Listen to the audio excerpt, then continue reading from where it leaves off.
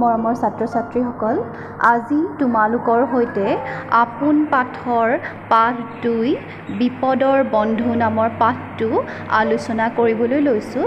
তোমালোকে এই ভিডিঅ'টো মন দি চাবা। এখন নদীৰ পাৰত এজোপা ডাঙৰ গছ আছিল। সেই গছজোপাৰ খুৰুঙত এটা ফেঁচাই বাঁহ লৈছিল। নদীখনত আকৌ এটা হাতীয়ে নিতৌ পানী খাবলৈ আহিছিল। এদিন ৰাতি কি হ'ল, জোৰকৈ বলা বতাহত গছজোপা হাউলি পৰিল। তেতিয়া এই যে গছজোপাত আছিল ফেঁচাটো, সেই ফেঁচাটোৰ বৰ বিপদ হ'ল।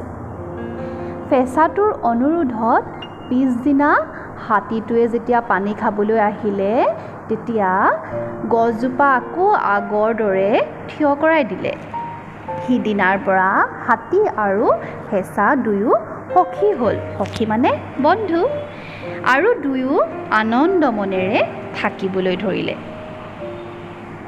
পিছে এদিন আৰু এটা নতুন বিপদে দেখা দিলে। শিৱৰ পত্নী পাৰ্বতীৰ আছিল এটা পোহনীয়া বাঘ।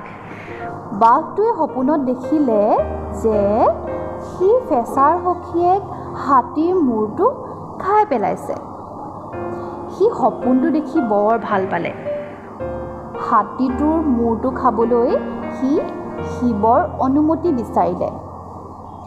শিৱয়ো বিশেষ একো চিন্তা নকৰাকৈ বাঘটোক অনুমতি দিলে। শিৱৰ অনুমতি পাই হাতীটো বিচাৰি পাৰ্বতী গোসাঁনীৰ বাঘটো ইতিমধ্যে নৈৰ পাৰ পালেহি। হাতীটো পানী খাবলৈ অহালৈকে সি বাট চাই আছিল। কিছু সময়ৰ পাছত হাতীটো পানী খাবলৈ আহিল। বাঘে তেতিয়া হাতীক ক'লে যে সি শিৱৰ অনুমতি লৈ তাৰ মূৰটো খাবলৈ আহিছে। বাঘৰ কথা শুনি হাতীটোৰ বৰ ভয় লাগিল। বাঘটো বাঘেই, তাতে আকৌ শিৱৰ অনুমতি লৈ আহিছে, নহয়নে? ভয়তে হাতীটোৰ গা লৰচৰ কৰাৰো শক্তি নোহোৱাৰ নিচিনা হ'ল। ইফালে আকৌ ফেঁচাটোৱে নিজৰ খুৰুঙৰ মুখত ৰৈ সকলোবোৰ কথা শুনি আছিল।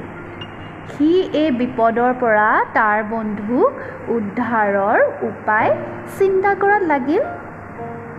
কিবা এটা ভাবি সি উৰা মাৰি আহি হাতীটোৰ মূৰৰ ওপৰত বহি বাঘক ক'লে, তোমাৰ কথা আমি বিশ্বাস কৰা নাই। ভগৱান শিৱই তোমাৰ সপোন সঁচা কৰাৰ বাবে তোমাক অনুমতি দিছে নে নাই, সেই কথা আমি ভালদৰে জানি ল'ব লাগিব। যদি শিৱই আমাৰ সকলোৰে আগত সন্মতি দিয়ে, তেতিয়াহে তুমি হাতীৰ মূৰটো খাব পাৰিবা। ঠিক আছে, তিনিও শিৱৰ ওচৰলৈ যাওঁ, এই বুলি বাঘটোৱে ৰং মনেৰে ক'লে। ছাত্ৰ-ছাত্ৰীসকল, আজিলৈ এই সাধুটো ইমানতে ৰাখিছোঁ। ইয়াৰ পৰৱৰ্তী শ্ৰেণীত আমি সাধুটোৰ বাকী থকা অংশখিনি পঢ়িম।